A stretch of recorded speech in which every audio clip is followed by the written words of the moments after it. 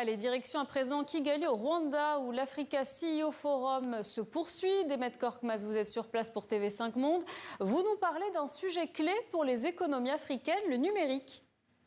La digitalisation des économies africaines connaît une croissance rapide. Le numérique est devenu essentiel au développement. Santé, éducation, banque, agriculture, aucune filière n'y échappe. Mais surtout, il permet de structurer le secteur informel. Cette économie numérique représente à l'échelle du continent l'équivalent de 180 milliards de dollars. Mais d'après Abiba Thiero, cette valeur profite surtout aux acteurs étrangers qui sont à la base de ces technologies et de ces applications. Le véritable challenge, c'est plus que digitaliser. C'est vraiment sortir de la consommation et développer nos propres solutions digitales pour garantir cette souveraineté. Parce que tant que toutes ces solutions qui règlent ces problèmes structurels de nos économies seront des solutions que nous consommons au lieu de produire, la valeur va toujours aller ailleurs. Donc c'est en arrivant à créer des solutions, je dirais, locales. La digitalisation à peine digérée qu'il faut déjà voir plus loin. La poursuite de cette transformation passe désormais par l'intelligence artificielle.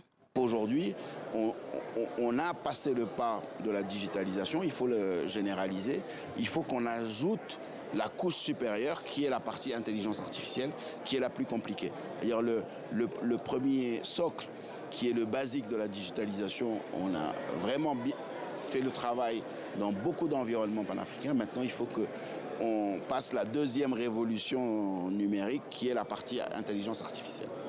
Mais cette course effrénée comporte un certain nombre de risques, car il faut absolument avoir un cadre légal qui parfois fait défaut ou est insuffisant pour que l'intelligence artificielle puisse se développer dans un cadre sécurisé, à la fois pour les administrations publiques, mais également pour les consommateurs.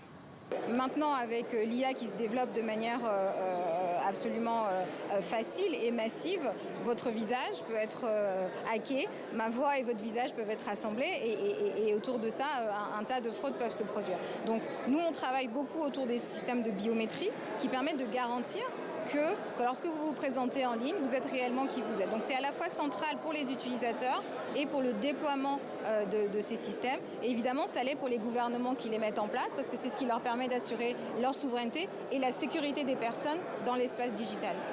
Et vous savez que la fraude en ligne représente en moyenne chaque année l'équivalent de 320 milliards de dollars et l'Afrique est loin d'être épargnée. L'impact des cyberattaques se chiffre à plusieurs dizaines de milliards de dollars. L'Afrique est un des continents les plus attaqués au monde aujourd'hui parce qu'il y a eu une accélération massive de la digitalisation et là aujourd'hui il faut travailler sur la sécurisation de tout ça. En tout cas, ce qui est certain, c'est que l'Afrique compte bien développer son écosystème qui soit à la fois local, capable de répondre à ses besoins spécifiques et avec des talents africains. Merci beaucoup Demet Korkmaz.